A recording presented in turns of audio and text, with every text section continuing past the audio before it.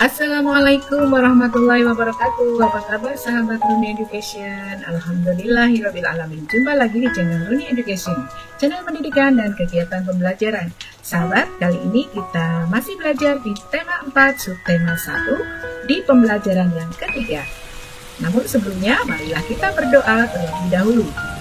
Jangan lupa sahabat, biasakan selalu mencuci tangan dengan sabun dan air mengalir, baik sebelum maupun sesudah melakukan kegiatan. Selalu jaga jarak dan gunakan masker ketika hendak bepergian. Oh iya, jaga selalu kebersihan dan kesehatan diri ya, agar kita terhindar dari segala macam penyakit. Baiklah sahabat, untuk lebih jelasnya, yuk kita simak pembelajaran selanjutnya. Tujuan pembelajaran kita kali ini, 1. Setelah kalian melakukan pengamatan, diharapkan kalian mampu mengidentifikasi dan melaporkan hasil pengamatan tentang cara menyalurkan energi listrik dari model rangkaian listrik dengan sistematis.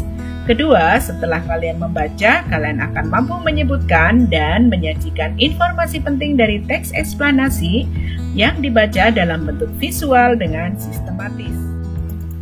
Di era globalisasi sekarang ini, tentunya kita sering menyaksikan olahraga bela diri pencaksilat ditayangkan dalam acara-acara televisi. Bagaimana energi listrik dari pembangkit listrik bisa sampai ke rumah kita? Ayo membaca. Menyalurkan energi listrik. Bagaimana listrik sampai ke rumahmu? Listrik memiliki peran penting di era globalisasi. Tidak dapat dimungkiri bahwa globalisasi terjadi karena perkembangan teknologi di berbagai bidang yang didukung oleh peran listrik sebagai sumber energi di dalamnya. Listrik dapat dihasilkan dengan memanfaatkan sumber energi yang tersedia di alam seperti aliran air sungai atau PLTA, panas bumi atau PLTU, aliran angin atau PLTA, dan sebagainya. Setelah energi listrik dihasilkan di pusat pembangkit, energi listrik tersebut kemudian dinaikkan tegangannya oleh transformator penaik tegangan hingga 500 kV. Baru kemudian disalurkan ke berbagai tempat menggunakan sistem transmisi yang dinamakan saluran udara tegangan ekstra tinggi atau SUTEP yang menyalurkan energi listrik dari pusat-pusat pembangkit. Setelah melalui SUTEP yang melintasi wilayah pegunungan atau hutan-hutan, energi listrik kemudian masuk ke gardu induk. Di gardu induk, energi listrik diturunkan tegangannya oleh transformator penurun tegangan menjadi tegangan menengah 20 kV. Kemudian, energi listrik disalurkan ke gardu-gardu distribusi dan diturunkan kembali tegangannya dalam gardu distribusi menjadi tegangan rendah 220 volt. Tegangan sebesar ini sudah sesuai dengan kebutuhan rumah tangga. Akhirnya, energi listrik disalurkan ke rumah-rumah warga. Dengan adanya listrik, kini masyarakat dapat mengakses informasi yang berasal dari berbagai belahan dunia. Tanpa listrik tentunya hal tersebut tidak akan bisa terjadi. Lalu, bagaimana dengan daerahmu? Apakah kamu telah merasakan manfaat listrik dalam kehidupan sehari-hari di rumah? Jawablah pertanyaan berikut berdasarkan teks tadi. Diskusikan bersama teman terdekatmu untuk mendapatkan jawaban yang lengkap dan tepat. 1.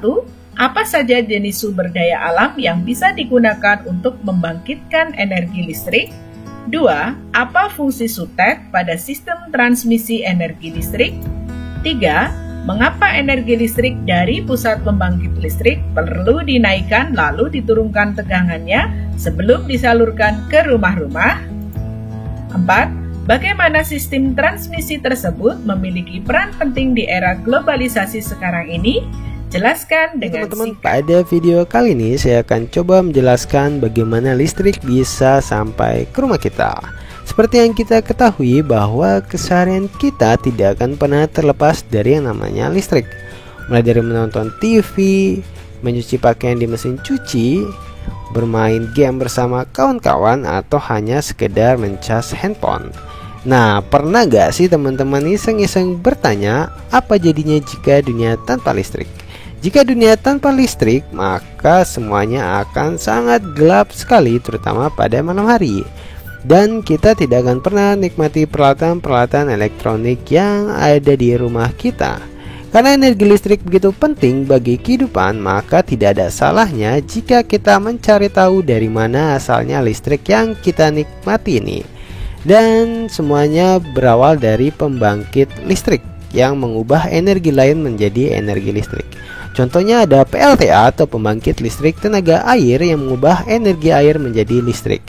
Kemudian ada PLTD atau pembangkit listrik tenaga diesel yang memanfaatkan mesin diesel menjadi listrik.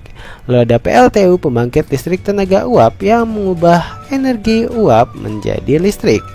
Nah, dari pembangkit listrik ini dihasilkan tegangan 6-24 kV yang nantinya akan disalurkan ke gardu tegangan ekstra tinggi atau gardu TET.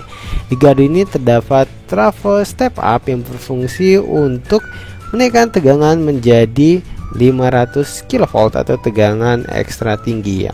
Alasan menaikkan tegangan menjadi ekstra tinggi ini agar listrik yang melewati perjalanan yang sangat jauh sekali bisa menurunkan rugi-rugi daya akibat perjalanan jauh tersebut.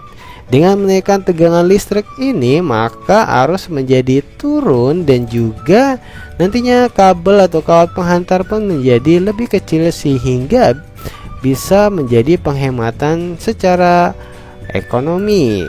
Selain itu, tegangan 500 kV ini akan masuk ke gardu tegangan tinggi yang di sana juga terdapat trafo step down. Di trafo step down ini tegangan diturunkan menjadi 150 kV.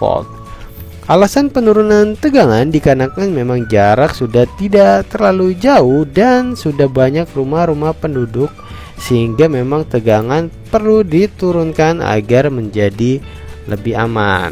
Kemudian tegangan 150 kV ini masuk ke gardu induk untuk diturunkan lagi oleh trafo step down menjadi tegangan 20 kV atau tegangan TM. Nah, tegangan 20 kV ini nantinya akan disalurkan ke pelanggan TM atau pelanggan tegangan menengah seperti pabrik-pabrik industri.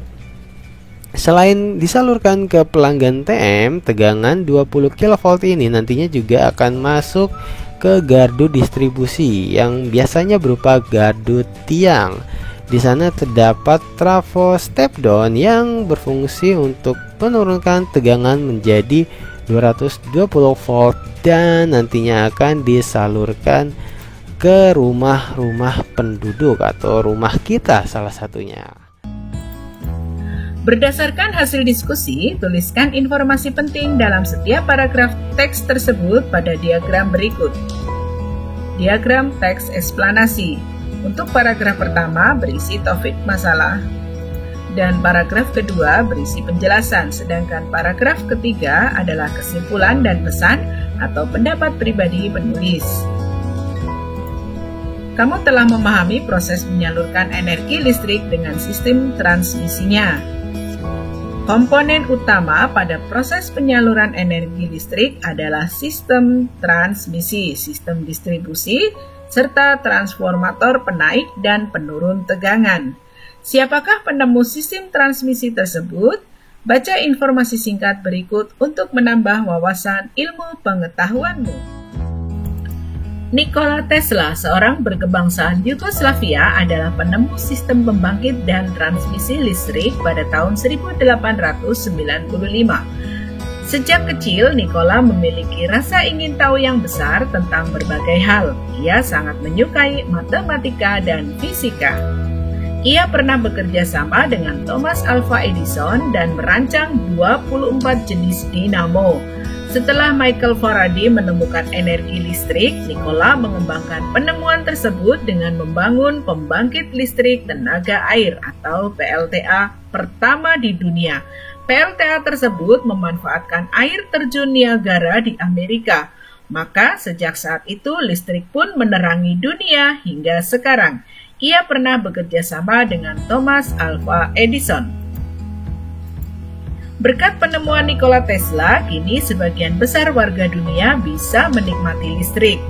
Kita harus bersyukur pada Tuhan yang telah menyediakan beragam sumber daya alam untuk bisa digunakan sebagai pembangkit energi listrik. Pada pembelajaran sebelumnya, kalian telah menuliskan tentang proses dihasilkannya energi listrik pada pembangkit listrik sederhana mikrohidro.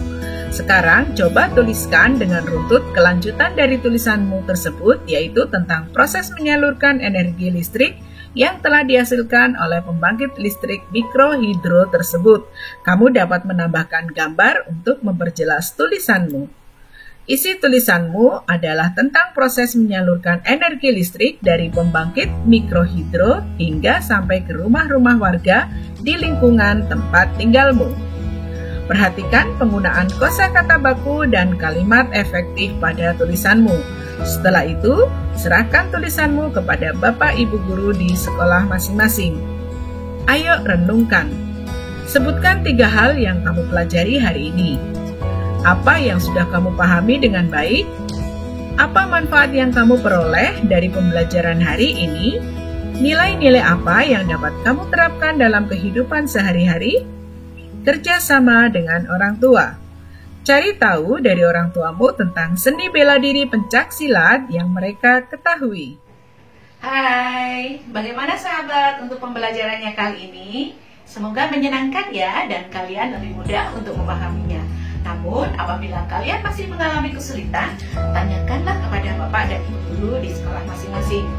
Atau kalian bisa tanya di kolom komentar di bawah, ya. Jangan lupa perbanyak membaca dan berlatih secara mandiri. Oh ya sahabat, saksikan terus tayangan video ini ya, agar kita bisa mengikuti pembelajaran selanjutnya. Terima kasih atas perhatiannya. Wassalamualaikum warahmatullahi wabarakatuh. Dah.